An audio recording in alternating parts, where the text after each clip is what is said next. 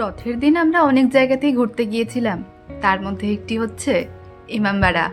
1841 সালে মোহাম্মদ মহসিন এই ইমামবাড়া ও মসজিদের কাজ শুরু করেন। নির্মাণ কাজ শেষ হয় 1861 সালে। ইমামবাড়াতে প্রবেশ করার প্রবেশদ্বারে একটা বড় চূড়া রয়েছে, যার উচ্চতা অনুমান করা হয় 150 ফুট। আর এই প্রবেশদ্বারের উপরেই রাখা রয়েছে একটি বিশাল ঘড়ি, যেটা হচ্ছে এই ইমামবাড়ার আকর্ষণীয় বস্তু। এর পিছন দিকেও রয়েছে একটি সূর্য ঘড়ি।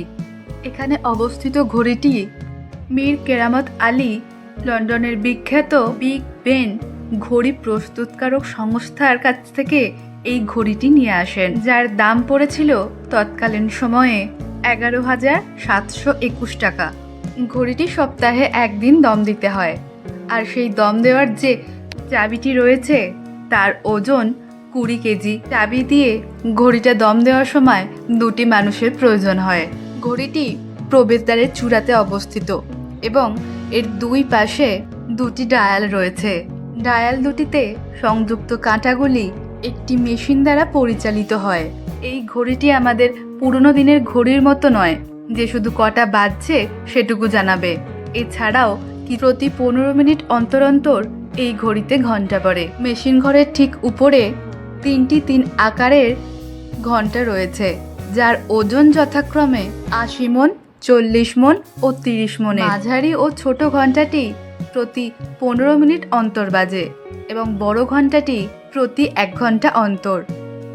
আমরা এই ঘড়িঘরগুলো খুব কাছ থেকে দেখেছি এবং উপরে ঘড়ি ঘরের পাশ থেকে শহরটাও দেখছিলাম। খুব সুন্দর লাগছিল। আপনারা চাইলে আপনারাও গিয়ে দেখে আসতে পারেন। তবে ওখানে যাওয়ার একটি নিয়ম আছে, ছেলেরা আলাদা দিক দিয়ে যাবে এবং মেয়েরাও অন্য দিক দিয়ে যাবে। আমার একটা অভিজ্ঞতা শেয়ার করি। এটা ছেলেদের দিকটা, তবে মেয়েদের দিকে সিঁড়িটা একটু নোংরা রয়েছে, তবে যাতায়াতের অসুবিধে হবে না। এর আগে অনেকবারই এসেছি, তবে জানতাম না এই সিঁড়ি দিয়ে এতটা উপরে ওঠা যায়। এবারে আমাদের সঙ্গে পাপ্পু এসেছিল, আর ওই আমাদেরকে এই কথাটা বলল। ইমামবাড়ার ভিতরে যাওয়ার জন্য টিকিটের ব্যবস্থা রয়েছে, আর যার মূল্য রাখা হয়েছে 20 টাকা।